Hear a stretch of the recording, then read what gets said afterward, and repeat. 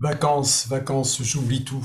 Souvenez-vous, il y a quelques dizaines d'années en arrière, j'ai la montre arrêtée, je sais même pas l'heure qu'il est. Le téléphone a sonné, je me suis pas réveillé. Direction salle de bain, je me fais couler un bain. Je me regarde dans le miroir, pas beau à voir. En retard sur l'horaire, plus besoin de se presser. Radio libre allumée, stop, pas de publicité. Cette chanson bien à côté, c'est le tube de l'été, me fait flipper de la tête aux pieds. Je commence à ranger car ce soir terminé, je serai sur la route avec Bison futé. Je suis pas seul à rêver du ciel bleu des palmiers et des jours sans problème. C'est la vie que j'aime. C'est la vie de Vacances, j'oublie tout, qui était chanté à l'époque par Élégance. Ça vous remet dans le bain? Oui, les vacances, on en parle, d'autant que nous étions il y a quelques instants avec le docteur Alain Delapau, avec Maya, et nous avons évoqué la partie vacances sur le côté nutritionnel. Comment manger en vacances, de quelle manière manger, selon la chrononutrition de Alain Delapau, bien sûr. Je ne vais pas revenir là-dessus, je vous invite à réécouter son émission à laquelle j'ai participé, qui est très intéressante, comme toujours.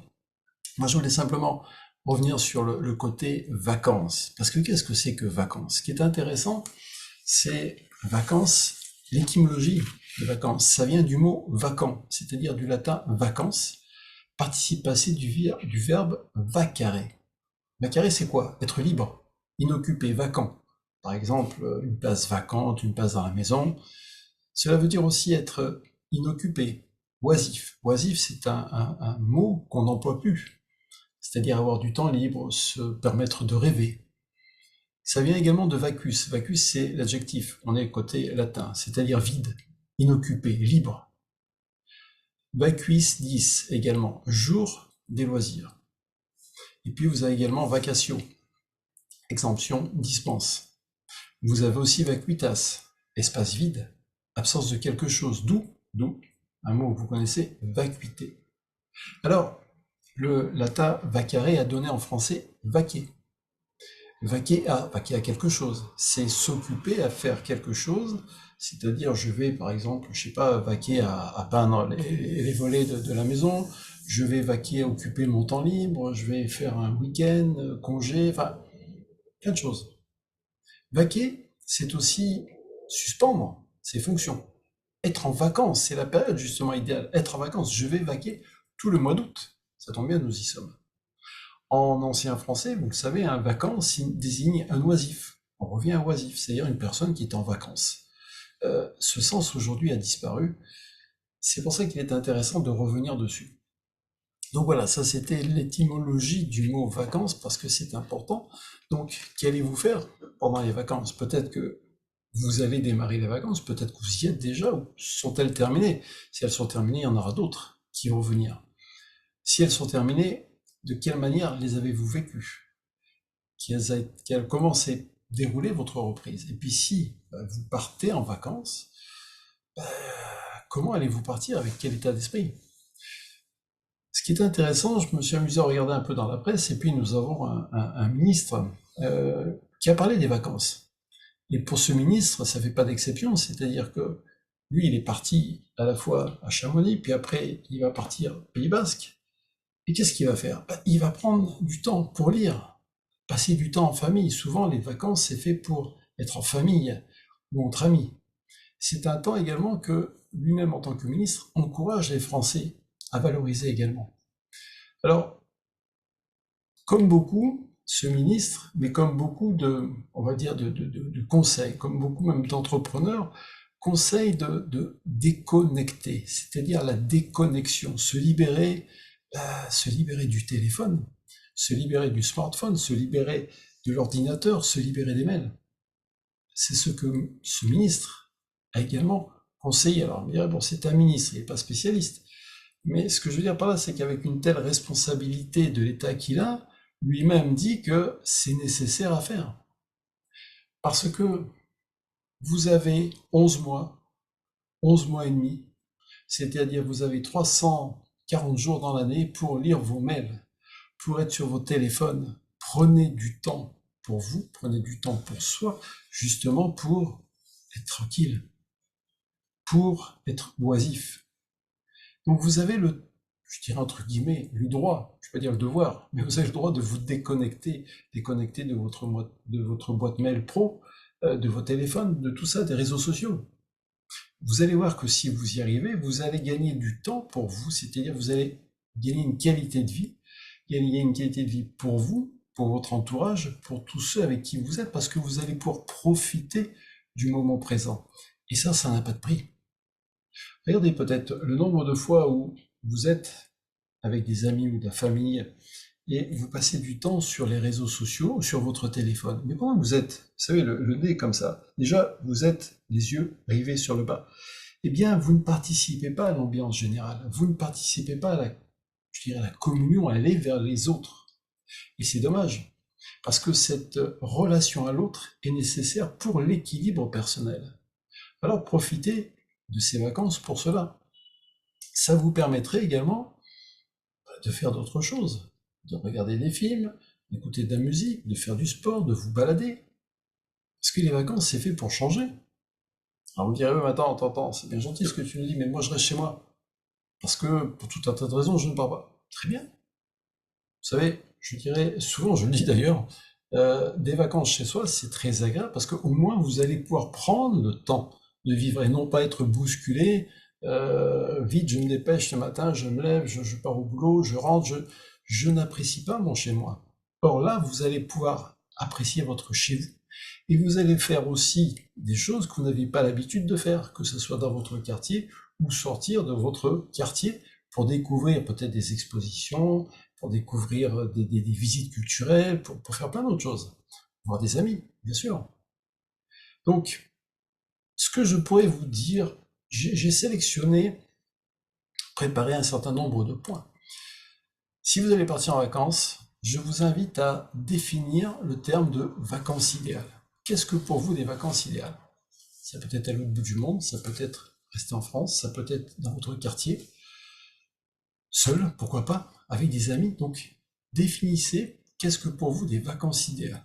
Et puis surtout, si vous partez en famille, bah, chacun a peut-être un avis différent sur les vacances idéales. Donc ça, c'est important à imaginer et à concevoir. D'accord? Donc, définissez ça, vacances idéales.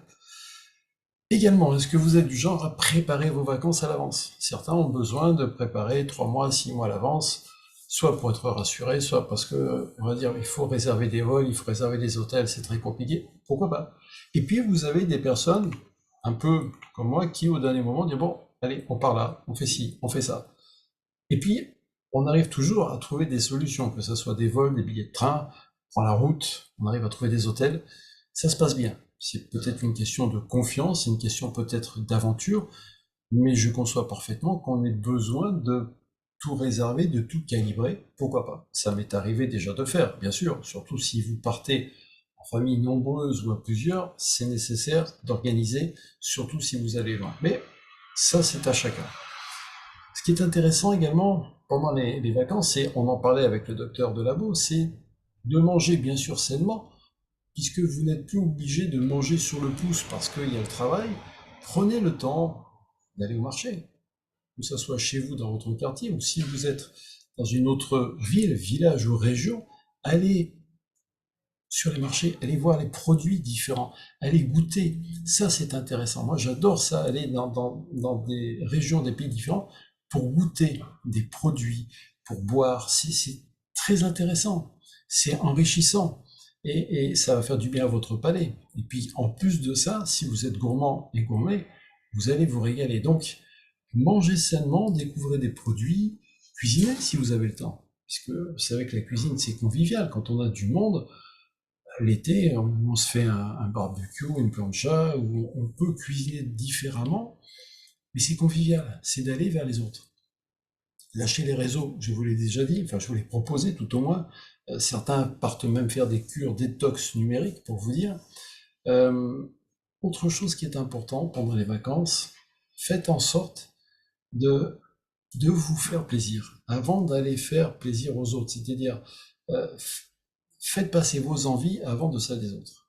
D'accord? C'est un moment privilégié pour vous, donc faites-vous plaisir. Si vous vous faites plaisir, automatiquement, vous allez faire plaisir aux autres. Donc, c'est quand même important. Autre point pendant les vacances, vous l'avez certainement déjà appliqué, puisque vous changez de région, changez d'environnement, eh bien profitez-en pour mettre en place des nouvelles habitudes. Et vous allez découvrir que ces habitudes, elles vont couler de source. Et peut-être que lorsque vous allez réintégrer votre maison, vous allez dire, mais attends, mais telle ou telle habitude, j'ai trouvé ça très sympa, je vais la garder. Donc, une nouvelle habitude va en chasser une autre et vous allez constater que le changement d'habitude fait du bien à votre cerveau. Je dirais même mieux, ça peut alléger votre charge mentale, puisque vous allez partir, vous en avez plein la tête, on est bien d'accord. Quand on part en vacances, qu'est-ce qui se passe? Vous travaillez dans une société, vous êtes entrepreneur, vous avez tout un tas de choses à régler. Il y a plein de dossiers à régler parce que oui, mais je suis pas là, il faut que ça se passe, il faut que ça se mette en place, ou il faut laisser les consignes à vos salariés, à vos personnels. Donc il y a beaucoup de choses à régler. Donc vous partez, vous avez casque à boulon sur la tête. D'où la nécessité d'essayer d'évacuer très très rapidement pour rentrer dans vos vacances le plus léger possible. Parce que qu'est-ce qui va se passer pendant vos vacances? Beaucoup, puisque aujourd'hui, on le sait, il y a des statistiques qui sont là.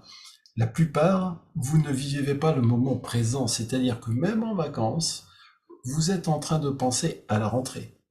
C'est-à-dire que vous êtes en train de vous projeter une semaine, 15 jours, un mois plus tard, oh là là, mais il faut déjà que j'anticipe, il faut que je prépare, parce que si, parce que ça. C'est compréhensible.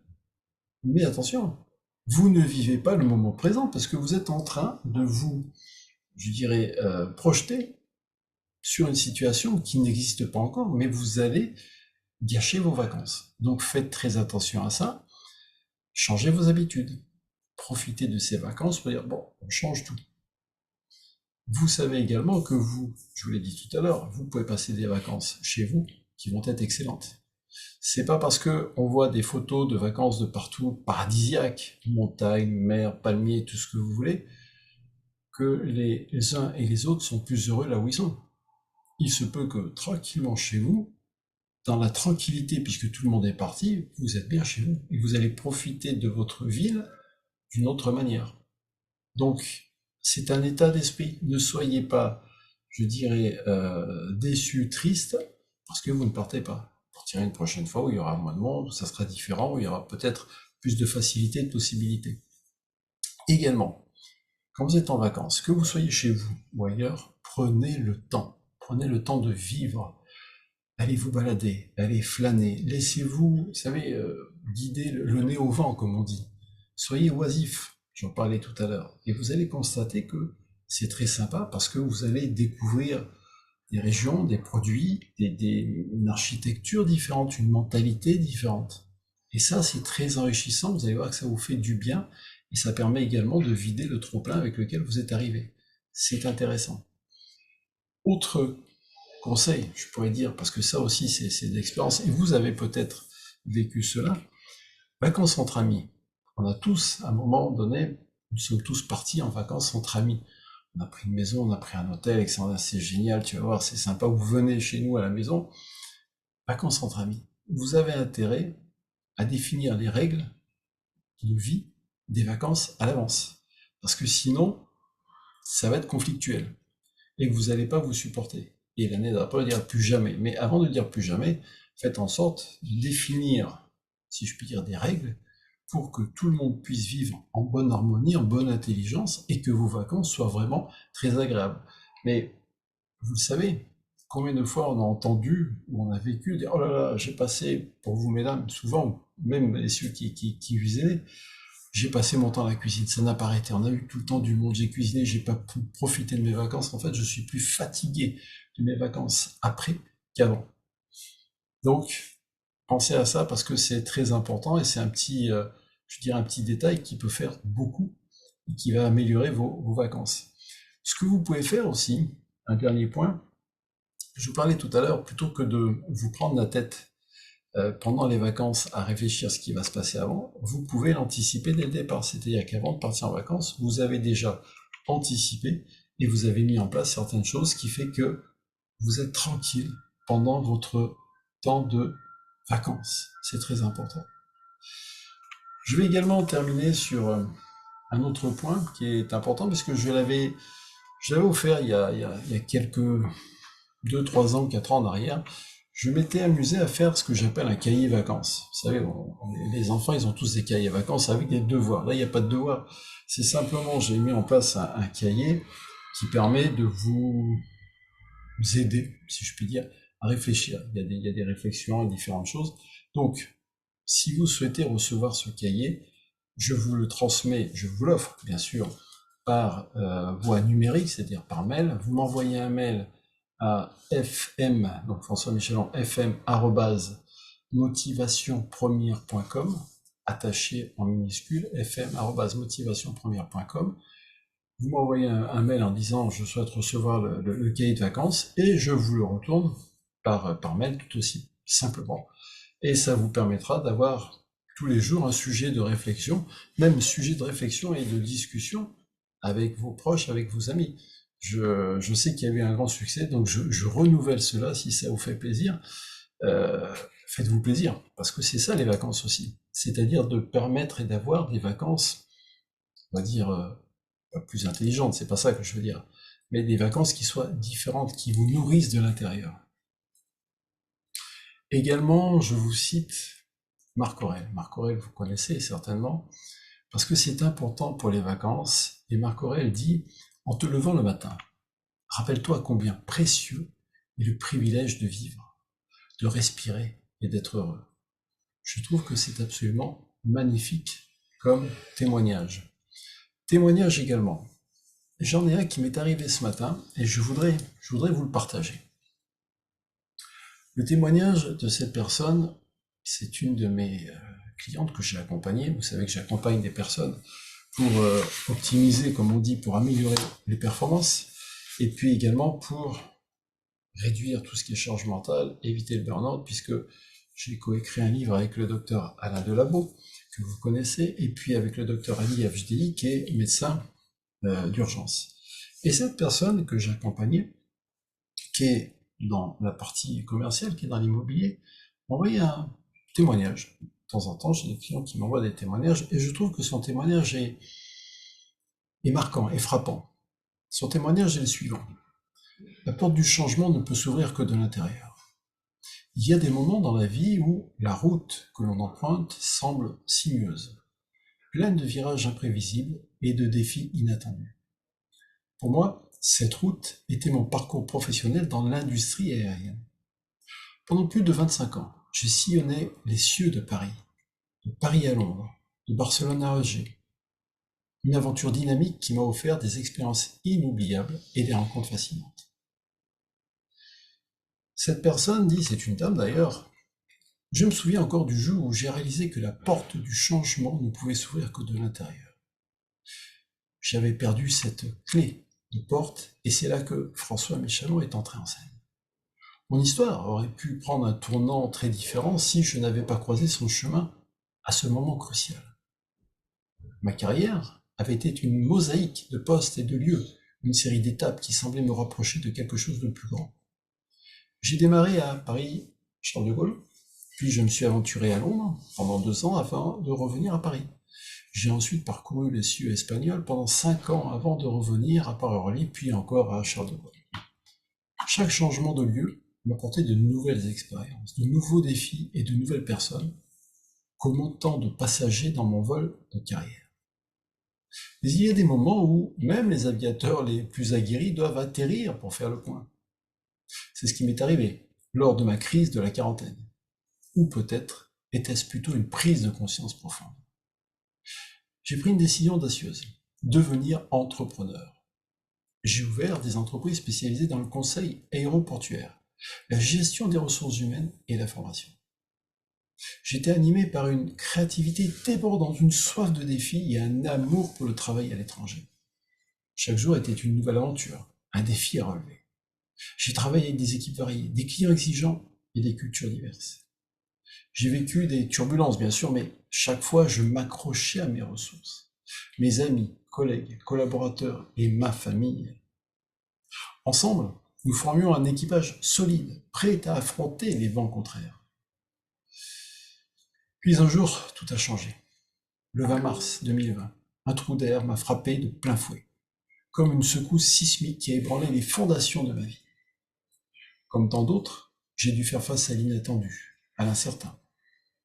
J'ai compris que je n'avais pas de parachute de secours en tant que chef d'entreprise dans le secteur aérien, avec son lot de restrictions de voyage et de perturbations. Alors, ma réaction habituelle aurait été de reprendre les commandes, de piloter avec détermination une nouvelle destination. C'est exactement ce que j'ai essayé de faire. J'ai fermé boutique, déménagé dans le sud-ouest de la France, avec l'intention de me réinventer dans l'immobilier. J'avais toujours réussi à rebondir, à naviguer dans l'incertitude. Mais cette fois-ci, quelque chose était différent. J'ai ressenti une fatigue profonde, un épuisement que je n'avais jamais connu auparavant.